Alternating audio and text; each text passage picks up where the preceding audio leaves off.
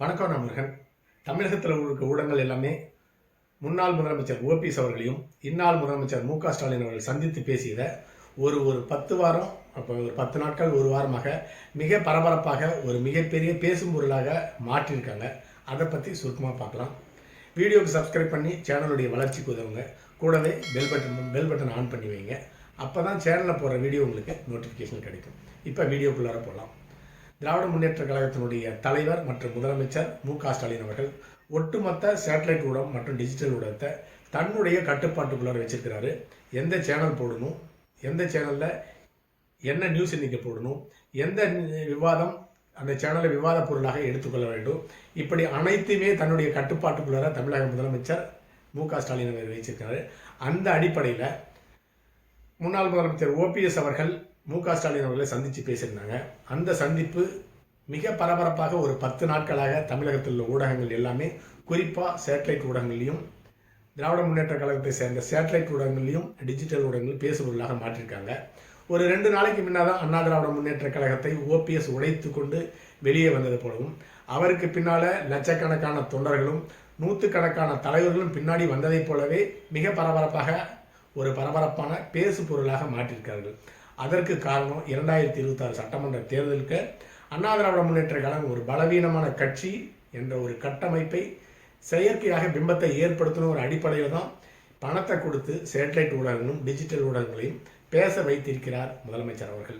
அடுத்ததாக பாரத பிரதமர் மோடி அவர்கள் தமிழகத்துக்கு வந்திருந்தார் சமீபத்தில். அப்படி வந்த மோடி அவர்களை எப்படியாவது சந்திச்சிடணும் அப்படிங்கிறது ஒரு முக்கிய குறிக்கோளாக வச்சிருந்தாரு ஓபிஎஸ் அவர்கள். தனக்கு தெரிந்த எல்லா வித்தையும் காட்டி மோடியை சந்திக்க ஏற்பாடு செஞ்சிருந்தார். பாரதிய ஜனதா கட்சியினுடைய தலைமை அதுக்கு மறுத்துவிட்டது. அட்லீஸ்ட் ஒரு ஓரமாக நின்று ஒரு செகண்டு கையெடுத்து கும்பிட்டு போறனாவது காலில் உழவாத குறைய கேட்டு பார்த்துருக்காரு. அதுக்கும் பாரதிய ஜனதா கட்சி மறுத்துட்டாங்க. அதன் பிறகுதான் கோபமாக திராவிட முன்னேற்ற கழகத்தினுடைய தலைவர் மு.க. ஸ்டாலினை சந்திச்சிருக்கின்றார். ஓபிஎஸ் அவர்கள் தற்பொழுது ஒரு செல்லா காசாக மாறிவிட்டார் அப்படிங்கிறது தான் இதிலிருந்து நன்றாக தெரிகிறது. மு.க. ஸ்டாலின் அவர்களை மோடியை சந்திக்க முடியல கோபத்தில் மு.க. ஸ்டாலின் அவர்களை சந்திச்சுட்டு வெளியே வந்த பிறகு தமிழகத்திற்கு பாரதிய ஜனதா கட்சி தொடர்ந்து நிதி கொடுக்காம ஓரவஞ்சமாக நடத்துகிறது. அதனால பாரதிய ஜனதா கட்சி தமிழகத்துக்கு தர வேண்டிய நிதியை தரணும்னு சொல்லியிருக்கிறாரு.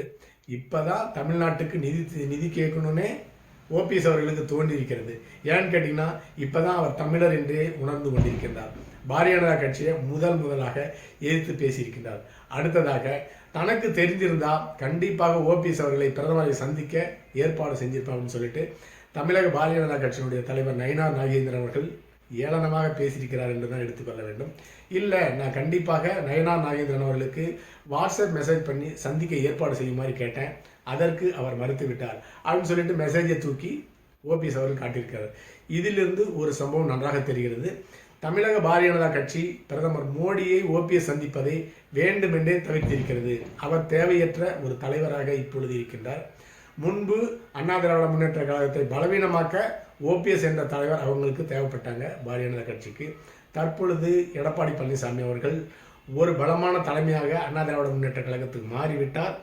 எடப்பாடி பழனிசாமி மீறி பிரதமர் மோடி அவர்கள் ஓபிஎஸ் சந்திக்க கூடாதுன்னு மிரட்டுற அளவுக்கு எடப்பாடி பழனிசாமி அவர்கள் வளர்ந்து விட்டார் அப்படிங்கிறது இந்த சம்பவத்திலிருந்து நன்றாக தெரிகிறது.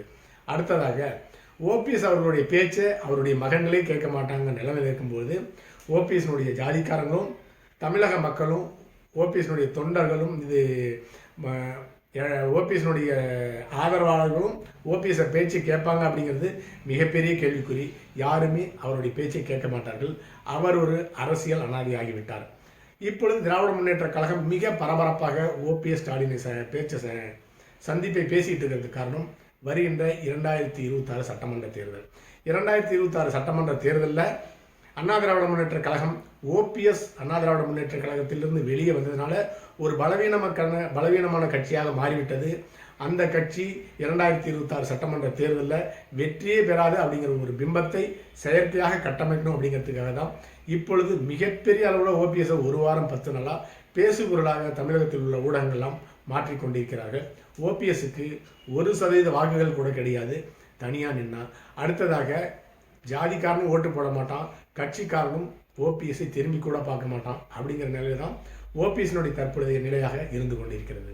அடுத்ததாக ஓபிஎஸ் அவர்கள் தன்னுடைய நலம் வேண்டியும் தன்னுடைய மகன் மற்றும் எதிர்காலத்தினுடைய நலன் வேண்டி பாரதிய ஜனதா கட்சியில் தன்னை சேர்த்து கொள்வது தான் அவருக்கும் அவருடைய குடும்பத்திற்கும் மிக மிக நல்ல ஒரு காரியமாக இருக்கும். ஏன்னு கேட்டிங்கன்னா, அண்ணா திராவிட முன்னேற்ற கழகத்தினுள்ள ஒரு செயல்படாத தலைவராக இருந்த 3 முறை முதலமைச்சராக இருந்த ஓபிஎஸ் அவர்கள் ஒரு 20,000 கோடி ரூபாய்க்கு மேலே ஊழலாக சொத்து சேர்த்து வச்சிருக்காரு.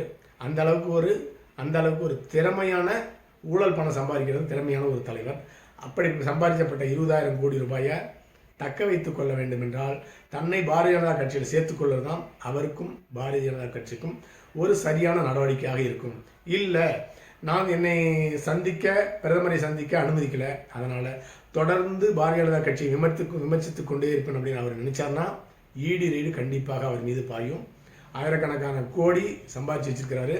இவர் முதலமைச்சராக இருக்கிறப்ப தான் தலைமைச் செயலகத்தில் ரெய்டு நடத்தி இவர் சம்பந்தப்பட்ட ஒரு 200 கோடி ரூபாய், அப்போ தான் டிமானிட்டேஷனில் 2,000 ரூபாய் புதிதாக விடப்பட்டது. அந்த பணம் கைப்பற்றப்பட்டது. இடி ரெய்டில் நடத்தின பிறகு அந்த வழக்கை பாரதிய ஜனதா கட்சியுடன் ஓபிஎஸ் சுமூகமாக இருந்ததுனால அந்த வழக்கை இப்பொழுது நிறுத்தி வச்சிருக்காங்க.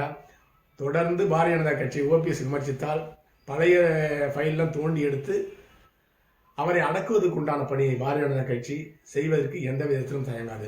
அடுத்தது, தமிழக வரும் பிரதமர் அவர்கள் எந்த காரணத்தை கொண்டு ஓபிஎஸ்ஐ சந்திக்கக்கூடாதுன்னு சொல்லிட்டு தமிழகத்தினுடைய எதிர்க்கட்சி தலைவராக இருக்கிற எடப்பாடி பழனிசாமி அவர்கள் மிக கண்டிப்பாக பாரதிய ஜனதா கட்சியினுடைய தலைமைக்கு தெரிவித்து விட்டார். அதனால தான் எந்த இடத்துலையுமே ஓபிஎஸ்ஐ சந்திக்க பிரதமருக்கு நேரம் ஒதுக்கப்படவில்லை. அதே போலவே வருகின்ற 2024 சட்டமன்ற தேர்தலுக்கு பாரதிய ஜனதா கட்சிக்கு சீட்டு ஒதுக்கும் பொழுது மிகப்பெரிய ஒரு போராட்டம் 2 கட்சிக்குள்ளார் வெடிக்கப் போகுது. அப்பொழுதுதான் எடப்பாடி பழனிசாமி அவர்கள் எப்படிப்பட்ட தந்திரம் வாய்ந்த தலைவர் அப்படிங்கிறத வெளிப்படுத்த போகிறார். பொறுத்திருந்து பார்ப்போம். அடுத்ததாக ஓபிஎஸ் அவர்களுக்கு இனி வருங்காலம் என்பது தேய்பிரையாகத்தான் அமைய போகிறது. என்றைக்குமே அவர் வளர்பிலையாக வளரப்போவதில்லை. அடுத்த பதிவில் சந்திக்கலாம். நன்றி.